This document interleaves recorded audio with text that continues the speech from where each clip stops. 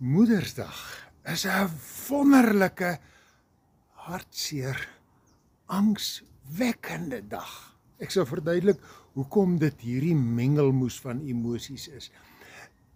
Moedersdag is 'n wonderlike dag. As jy geseënd is met kinders rondom jou en 'n dag van vreugde waar hulle met liefde en met dankbaarheid aan blomme sê, dankie ma, ons is lief vir jou. Dis hartseer as ek so graag kinders wou gehad het en ek het nie. Of dis hartseer as my kinders ver is. En dis nie net altyd ver in 'n ander land nie, maar ver in van my af lewe, want iewers het ons mekaar verloor. Dis snaaks nog ook hartseer vir die beste ma's, want die beste ma's is partykeer die meeste hartseer oor die foute wat hulle dink hulle gemaak het, wat hulle so graag wil herstel, want ek was net nie goed genoeg vir my kinders nie, ek wou beter wees. God het gesê, ma's, julle is my plan. Ek het 'n droom vir julle.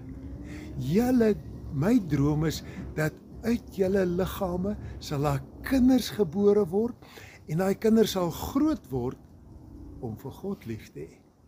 En God lief te hê en die naaste lief te hê soos jouself met alles met heelhartige hart, siel en verstand en al hulle krag uit mooi kinders sal wees. En God sê, ek het 2 mense nodig, 'n pa en 'n ma, 'n vader en 'n moeder. Vandag praat ons oor die ma's, maar eintlik is pa wees en ma wees soos God is. God is ons Vader wat in die hemel is, maar Jesaja 66 sê, hy hou ons vas soos 'n moeder. Hy's vader en moeder. Hy skep mense na sy beeld, man en vrou. En die pa wees en die ma wees is die 2 vlerke van enige kindvoeltjie wat die wêreld invlieg.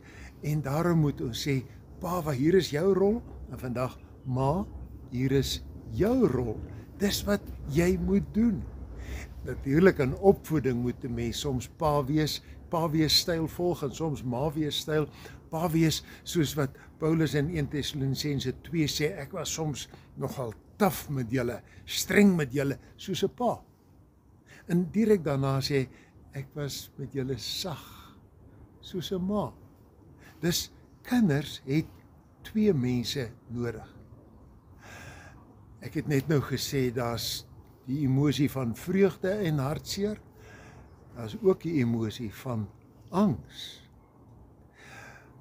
Want 'n vrou wat dink aan moederskap, dink met angs daaraan soms. Opgewonde, ja, maar hierdie geboorte deur my liggaam is 'n reuse ding, wat met my liggaam, in my liggaam moet gebeur. En dan die ergste emosie en van angs is, as ek daai klein mensie vashou en ek besef, nou moet ek ma wees en ek weet nie hoe nie. Die Here sê, ontspan, ek gee vir jou iets natuurliks in jou as vrou. Jy sal 'n instink hê, die eerste dag beangs, die tweede dag bietjie beter, later weet jy sommer net. Dis vertrou jou instink. Daar's 'n tweede ding teen die angs, is net vertrou op die natuurlike ma-wese, ma-instink wat die Here gegee het. En die tweede is helpers. Dat is vir my min dinge so mooi, soos die vrouens wat rondom 'n nuwe ma staan en vir haar raad gee en vashou en vir haar ondersteun. Hoe help 'n mens 'n ma? You mother a mother so that she can mother. Jy moet eintlik vir haar moederlik wees en krag gee, dan gaan sy 'n goeie moeder wees. Dit beteken juis nie smother with advice nie, mother with liefde. En die ander reuse onontbeerlike helper is die man, die pa. En die Here sê jy is nodig. jy gaan dalk nie daai eerste maand of jaar al die versorging so kan doen soos 'n ma wil en kan nie. Wat is dus die beste wat jy kan doen? Jy moet ook vir die ma ondersteun, nie net 'n beurt by die baba vat nie.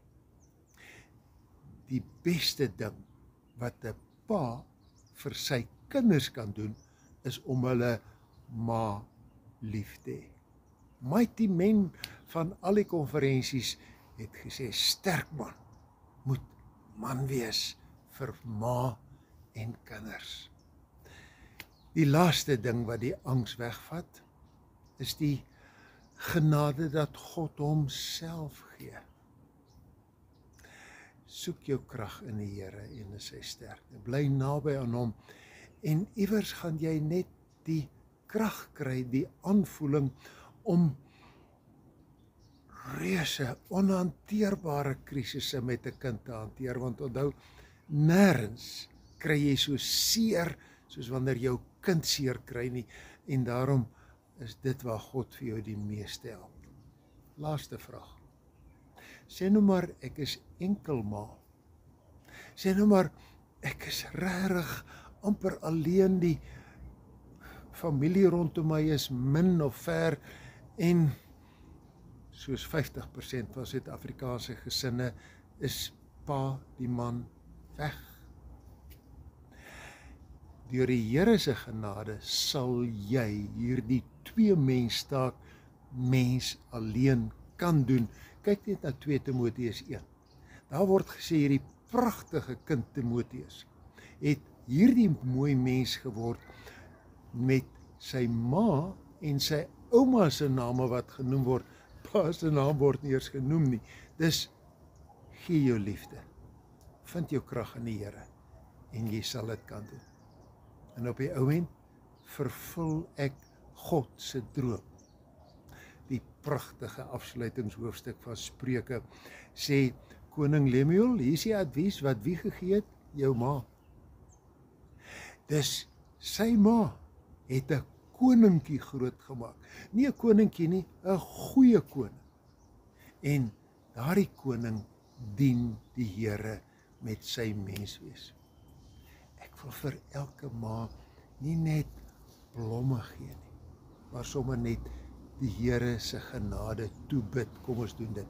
Hemelvader, dankie vir elke vrou wat die verstommende taak van moeder opneem en dit op 'n verstommende manier doen. Dankie vir elke kind wat kan groot word met 'n sterk, mooi ma. En as ek groot geword het met 'n stikkende, swak ma, Here, dan moet U vir ons die vader en die moeder wees, vir ons genees om tog koningskinders te word, ten spyte van al die swaar kry op aarde. Seën vir elke moeder in Jesus naam. Amen. Hierdie blomme kom uit ons tuin uit, maar hulle is niks werd as hulle nie met liefde gegee word nie. Ek hoop jy kry ietsie met baie liefde van die mense wat die Here vir jou as ma gegee het. Seën mense.